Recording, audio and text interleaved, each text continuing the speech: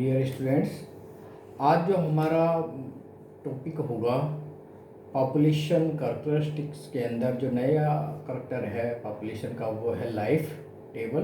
तो हम इस टॉपिक के अंदर ये चर्चा करेंगे कि लाइफ टेबल क्या होती हैं, लाइफ टेबल कैसे बनाई जाती हैं और लाइफ टेबल के इकोलॉजिकल हिसाब से या प्रिंसिपल्स ऑफ इकोलॉजी के हिसाब से लाइफ टेबल की क्या इम्पोर्टेंस है, ये सब चर्चा करेंगे। तो व्हाट इज लाइफ टेबल?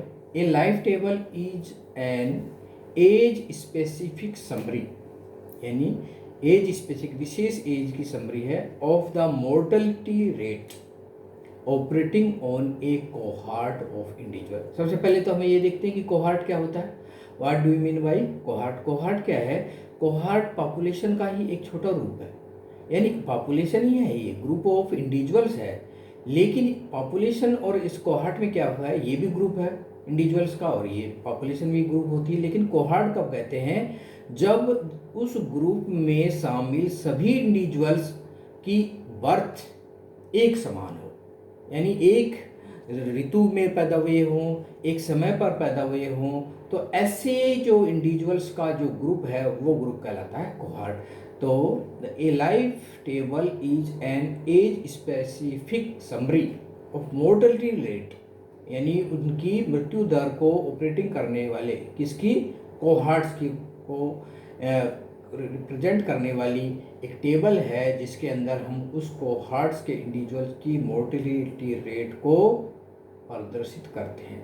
अब कोहार्ट्स के आप में समझ में आ गया, एक कोहार्ट में बी इंक्लूड एंटायर पॉपुलेशन और इट में इंक्लूड ओनली मेल, यानी उस एंटायर पॉपुलेशन को या उसमें मेल और female individuals born in a given year. ये ईयर भी हो सकता है, ये मंथ भी हो सकता है, ये वीक भी हो सकता है, ये डे भी हो सकता है।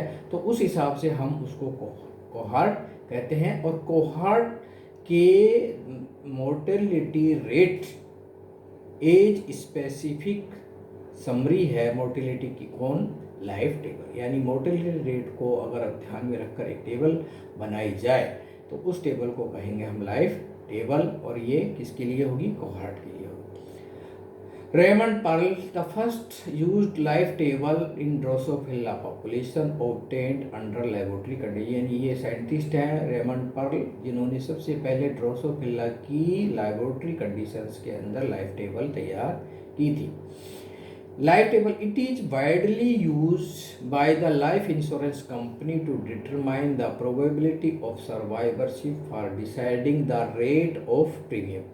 यानी ये जो लाइफ टेबल है, ये लाइफ टेबल इकोलॉजी में तो होती है यूज, लेकिन इसका सबसे ज़्यादा यूज जो कर रहे हैं आज की तारीख में हैं वो लाइफ इंश्योरेंस कंपनी वाले कर रहे हैं। वो कौन कर रहे हैं? लाइफ इंश्योरेंस कंपनी वाले कर रहे हैं। कैसे करते हैं वो? Determine the probability of survivorship, यानी वो एज के हिसाब से सर्वाइवरशिप देखते हैं कि इस एज के ग्रुप के अंदर कितनी सर्वाइवरशिप होगी और उनकी मोर्टेलिटी की एक्सेप्टेंसी, यानी उनकी अनुमानित मोर्टेलिटी कब होगी। तो इस हिसाब से वो उनका प्रीमियम डिसाइड करते हैं। तो सबसे पहले वो क्या करते हैं? एज टेबल बना लेते हैं कि इतने एज, जैसे मान लीजिए किसी का 30 से 35 है, 35 से 40 एज है, तो 30 से 35 एज वालों के लिए इतनी प्रीमियम आएगी। वो सब किससे डिसाइड करते हैं? लाइफ टेबल से decide. Generally life tables of non human population are difficult to construct under field कर, यानी फील्ड के अंदर नॉन ह्यूमन यानी मानव के अलावा जो एनिमल्स हैं या प्लांट्स के अंदर लाइफ टेबल को बनाना फील्ड कंडीशंस के अंदर वो बहुत ही कठिन कार्य है। Constructing A life table is a simple method for keeping, लेकिन अगर आप बनाना चाहें तो किन किन चीज़ों को कीपिंग ट्रैक, यानी किन किन चीज़ों का आप रिकॉर्ड रखेंगे? बर्थ, यानी जिस जगह पर या जिस एनिमल्स जिस प्लांट्स की आप लाइफ टेबल बना रहे हैं उनका बर्थ का रिकॉर्ड रखेंगे, उनकी डेथ का रिकॉर्ड रखेंगे, उनकी रिप्रोडक्टिव आउटपुट का मतलब है कि वो एक सिंगल रिप्रोडक्शन के समय कितने बेबी पैदा करते हैं, या अगर प्लांट है तो वो कितने सीड आउटपुट करता है। उनके एक सीजन और दूसरे सीजन के बीच में जो सीड आउटपुट है वो उसमें कितना डिफरेंस है। और उस सीड आउटपुट में से कितने सरवाइव कर पाते हैं और कितने जर्मिनेट हो पाते हैं, इन सब चीज़ों का अगर वो रिकॉर्ड रखें तो हम लाइफ टेबल बना सकते हैं। The following types of data have been used in general to determine ecological life table. इन लाइफ टेबल के लिए क्या क्या चाहिए? Laboratory animals, life table of laboratory animal of known age can be constructed by observing. अगर laboratory के अंदर है तो ये बहुत ही आसान है इसको लाइफ टेबल को बनाना।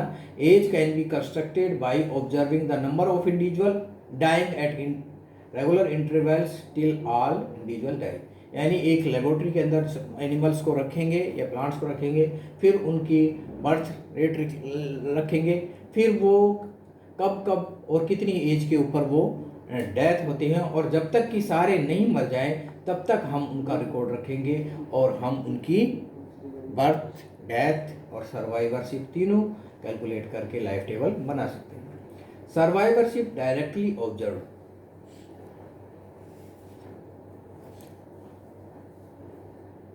The observation on survival of a cohort is followed at interval till end. यहाँ पर observation on survival of a cohort is followed at interval till the end.